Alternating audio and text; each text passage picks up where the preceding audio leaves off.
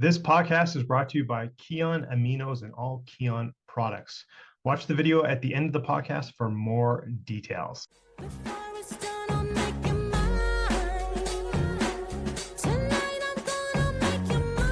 Welcome to the Deepak Saini Show.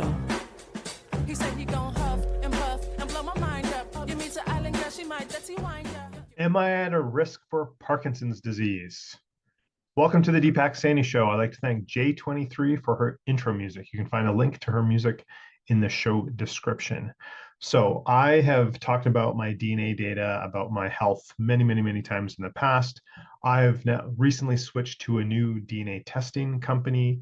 I'm going through the results with new clients, etc. I did my own DNA data again. Now, your DNA doesn't change, but sometimes new science can tell us different things about our existing DNA. So I did that recently, and I got some new insights that I didn't have from when I did the testing with a different company like 7 years ago. So that's what I want to share in today's episode. So in no particular order, I'm just going to roll through it and say why this is important and why I think everyone should have their DNA tested.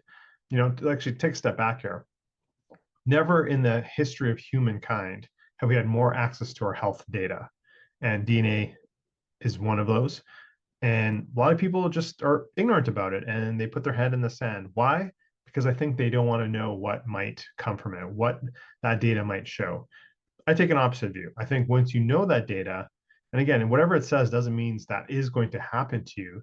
It just shows a propensity for something or not to happen. And I think once that is knowledge, and then we can take actionable steps about it. So let's get into it. So just again, these are not things, I'm not going through my complete DNA data. I'm just going through the new insights that I have since the last time I did my test. So my deep sleep quality is below average. And again, deep sleep is important for physical restoration, memory consolidation. I tested my sleep with an Oura ring for 4 years straight. Deep sleep and REM sleep, for that matter, was not bad, but challenging, not great. I had to have everything on point as far as my, all the factors around my sleep, sleep hygiene, all that sort of things. So knowing this, and of course, deep sleep is very important, as I just mentioned, so supplementing with BDNF, brain-derived neurotrophic factors, boosters may assist me with my deep sleep. So these could be things like holy basil, bacopa, or even using certain peptides for support. I'm going to come back to peptides later. I have mood and stress-induced sleepiness. So I don't think this really applies to me. So basically what this is saying is like, if I'm in a mood or very moody or emotional or under a high pressure of stress, it actually makes me sleepy. I don't think that's actually the case. And again, just because I have that propensity doesn't mean that's actually what's necessarily happened. I have a reduced propensity for B6 levels. So I definitely need to check and make sure that my my supplementation stack has at least 20 milligrams of B6 in it. And if not, then I would supplement with that. I have a propensity to be vitamin D deficient. This is true. I've confirmed this with testing my vitamin D. So I need to supplement even in the summertime. I live here in Canada. The altitude, the angle of the sun, I don't get enough sunshine even in the summertime. So I do supplement in the summer less and definitely in the winter, long winters here in Canada. I have an increased need for choline. So best source of choline is from a natural food source is eggs. So good thing I eat 3 eggs a day.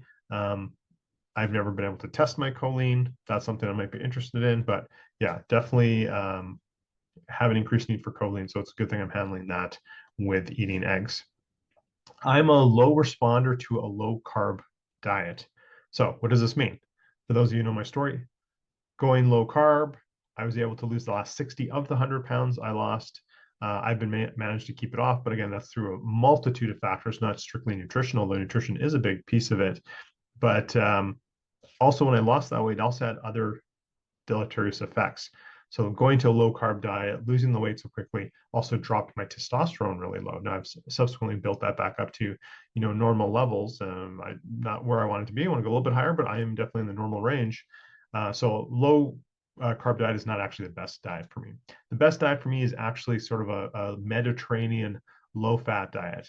So, your traditional Mediterranean diet, lower unsaturated fat, higher in monosaturated fat. So olive oil, omega-3s, avocado oil, these sorts of things. A carnivore diet would actually be disastrous for me, as would a properly structured ketogenic diet. Now, most people who do keto actually don't do keto properly. They're doing a bastardized version of it, but a proper ketogenic diet, I wouldn't do that anyway. I think there's only very specific use cases for a ketogenic diet. That's a discussion for another time. I would never recommend that in this very specific case for a client. But a carnivore or keto diet would just be too high fat, especially high saturated fat. And I'm a poor responder to dietary fat, as particularly saturated fat. One way to get around that would be to use digestive enzymes, which I do from Bioptimizers, who is one of our regular sponsors on the podcast. I use them all the time. Before I knew this data, I had intuitive feeling on this anyway. Again, I want to break down my protein, break down fats so that I can get the most benefit from them. So I use digestive enzymes all the time. I'm at a risk for having high omega-6. So there's an increased need for me to have omega-3.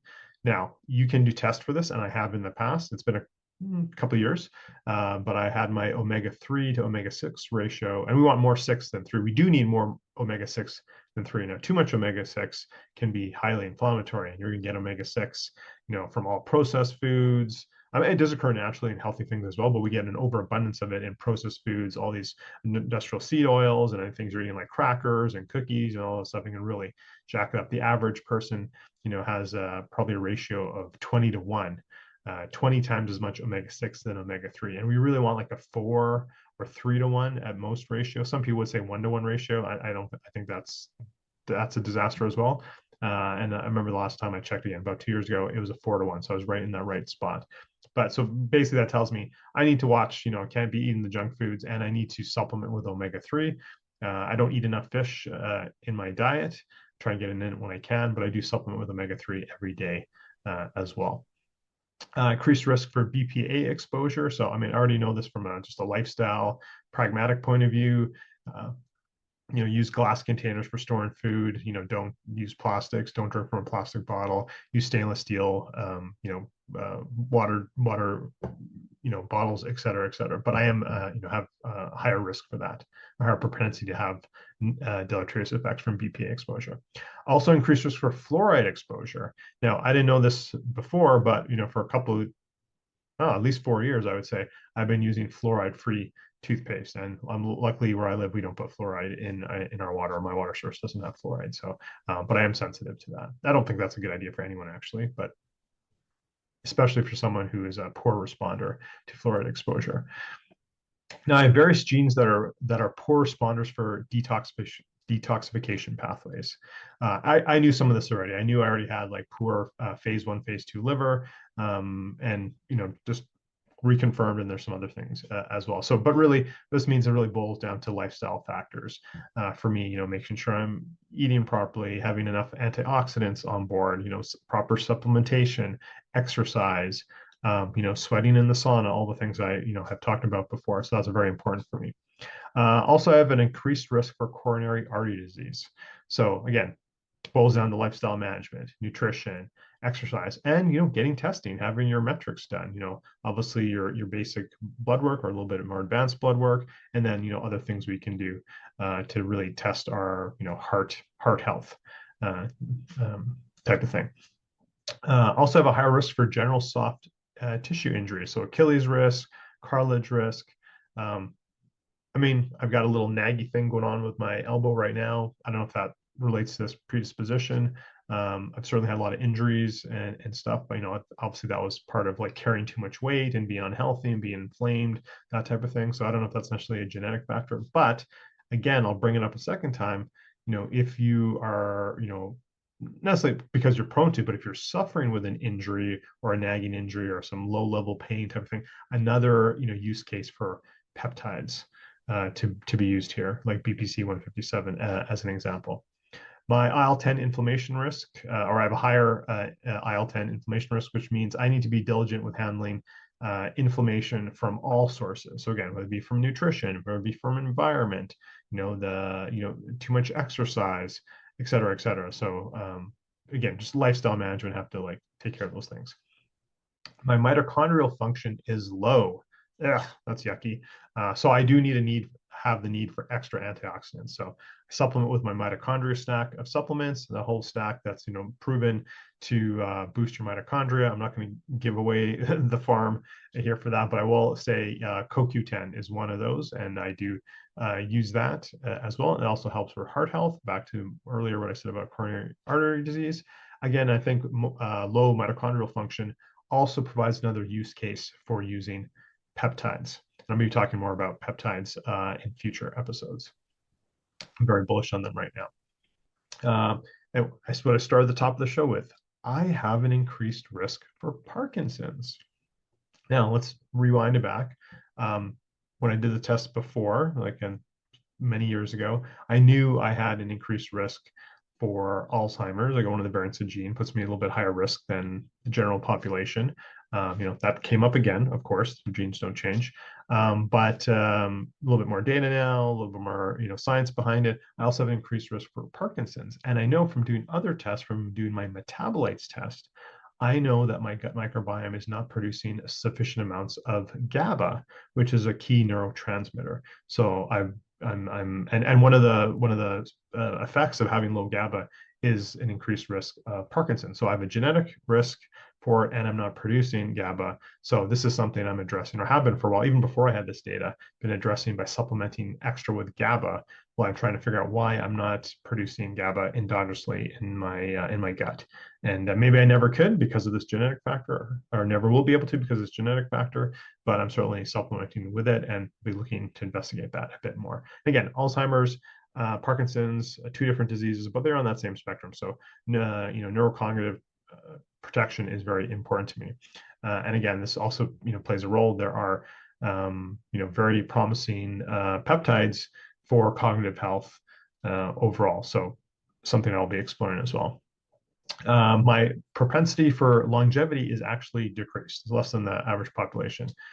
So, again, you guys know I have a publicly stated goal to be a centenarian plus, which means I have to work even harder for that healthy goal to live to 100 plus based on my genetics. And again, it's not whatever your genetics say, it's not a life sentence. It's not, it's just a propensity, but that just tells me, yeah, I'm on the right path. I'm doing all the things, and I have to, be diligent about it to reach my health goals. And then also another one that's a bit new that I didn't have before was I have a higher propensity for ulcerative colitis. So again, this is something very you can manage with lifestyle factors. So which, exercise and nutrition, I don't smoke, these types of things. So I'm already working, that's already part of my lifestyle practice. And the other thing that I really want to point out, and I've touched on it a couple of times now, is now with this new report, this new company that I'm using, that I'm now using with clients, is we can, from a genetic point of view, we can determine which peptides will, be, neutral for you, have a higher chance of working, or maybe a lower chance of working. Now, just because it has a lower chance of working doesn't necessarily mean that peptide won't be beneficial for you. It just means that if you have the option between a number of peptides that ultimately work on the same pathway that will help you get the same goal, you probably want to choose the one that you're neutral or have a higher propensity to be more effective for you. So again, having that data can make better decisions, and reviewing that myself, where I stand genetically for the peptides that I've used in the past, or that I am using, or that I plan to use in the future, I'll have either a neutral or propensity to be beneficial for me. So that's great. Again, this wasn't available before, and it is now. So I know peptides are a huge thing. I'm going to be talking more about peptides in future episodes. But if you are, using peptides or thinking about using peptides, and you want to get the most, bang for your buck, so to speak, the most efficacious use of your peptides, hey, it might be worth getting your DNA data done with this new test, so you can see from a peptide point of view, let alone all the other data you're going to get about your disease risk, your sleep, nutrition, micronutrients, all the categories drug use, psychedelics, even propensities. So very, very valuable. So if you want to know, how to get your DNA data, and again, you want a quality lab that provides a lot of data. I know there's a lot of companies, I'm not going to name them here, they're all talking about, it's all about methylation, it's all about methylation. Yeah, okay, that's like 4 out of like hundreds. So don't be buying a couple $100 DNA test, so you can get your methylation checked out. Like, yeah, that's important, but it's one aspect of like a bigger picture. So yeah, if you're interested, let me know. I'm going to that's all I got for today. I'm going to throw it back to J23, who's going to guide us out with some music. Don't forget to check out our show sponsor, probably Bioptimizer, since I talked about them earlier with the digestive enzymes. And if you want to know more about peptides, reach out. Remember, exceptional results for the exceptional you. Until next time. This podcast was sponsored by Kion and Kion Aminos in particular. This is my favorite post-workout thing to do. People are always talking about you need more protein.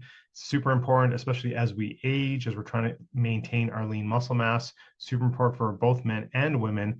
And essentially protein, that chicken, those eggs, whatever you're taking, breaks down into amino acids, which is what our body actually needs, what our muscle tissues actually uses. And essential amino acids, which these are, is what your body cannot produce, but they are essential for you. So you need to get them from food. And as with many other things, we're not getting the same nutrients anymore from our foods.